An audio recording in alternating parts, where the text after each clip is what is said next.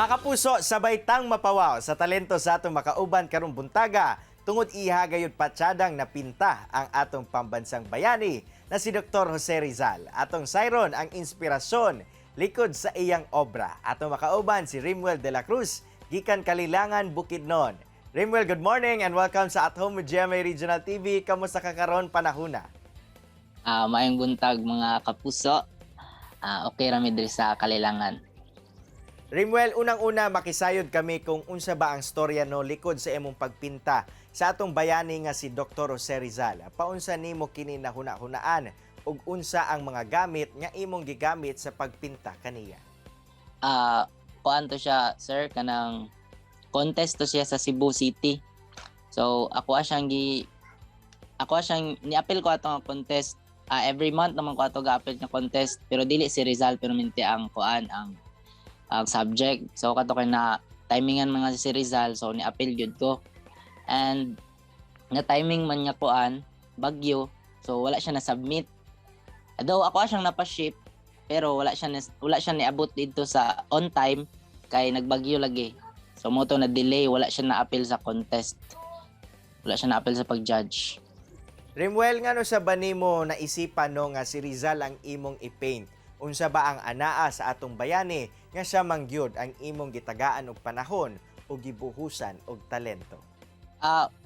Kuan man to siya, sir, kanang timely to siya kapag kabuhat kay pagka December 30, 31 kay daman to kuan di ba kanang celebration sa pagkamatay ni Rizal. So ni-appeal gid ko ato kay ang akong una-una kung dili siya madaog, pwede na ako siya mabaligya.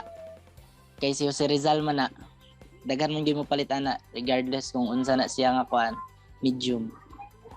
So mo to nga nakuan gyud ko nga, na motivate gyud ko, na inspired nga ako gyud tong humanon.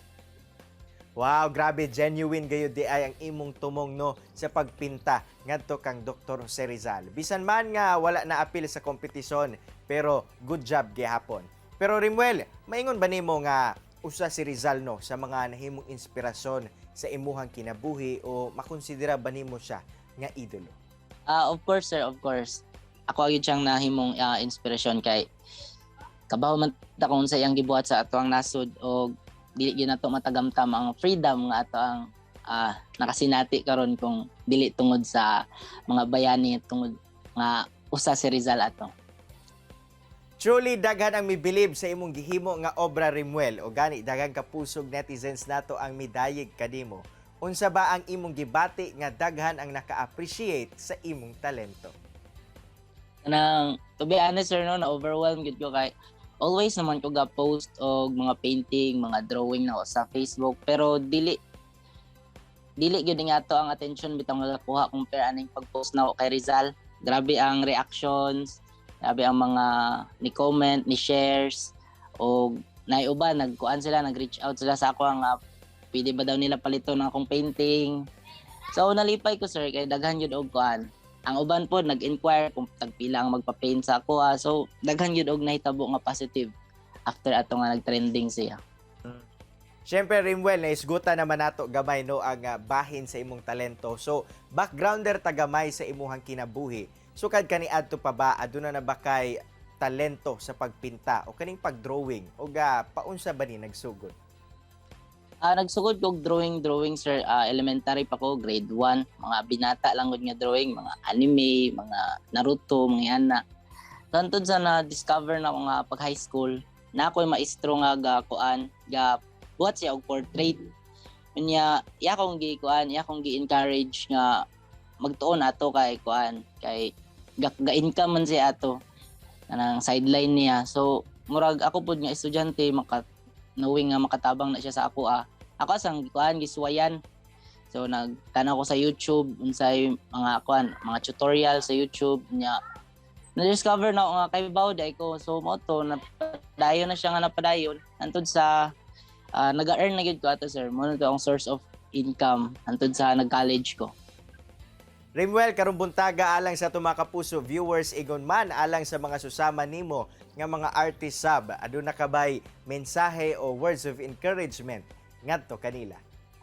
Ako ang masulti lang yun sa ako mga ka drawing kaguhit. Kay dili lang yun magkuan, di yun magundang og pagbuhat og mga kuan, mga artworks. Naiuban nga sama sa ako karon nga na-recognize na gyud time nga dili gyud ta ma-recognize pero dili lang gyud ta mag-stop kay maabot ra gyud ang atong time o dili ra man pud sa recognition gadagan ang ato ang kuan, ato ang pagka-artist. Nami gyud na sa kuan sa usahay makatabang ta sa atong pamilya sa financial nga aspeto, enough na na. O dili nga uy wala man ko ka-recognize sa kuan sa Facebook, sa TV, ay magundang na kog drawing, dili lang na tungod sa ingana ang pag-drawing, pagbuhat og painting. Daghan tag mabuhat, dili lang tataman diya. So muna akong ma-advise sa ila nga dili lang gyud magundang, di man ta magmaayo overnight. Ako 6 years na ko gabuhat. So naapag gyud ko maingon nga kuwang sa ako ang craft. So di lang gyud ta magundang og practice. Daghang jay salamat Rimwell de la Cruz gikan Kalilangan, Bukidnon sa imong oras nga gihatag dinhi sa At Home with GMA Regional TV.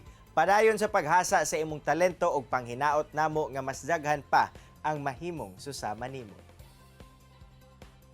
Thank you sir, thank you mga kapuso. Maayong buntag. Chillax lang mga kapuso, kay mo balik pa ang At Home with GMA Regional TV. Kini ang At Home with GMA Regional TV.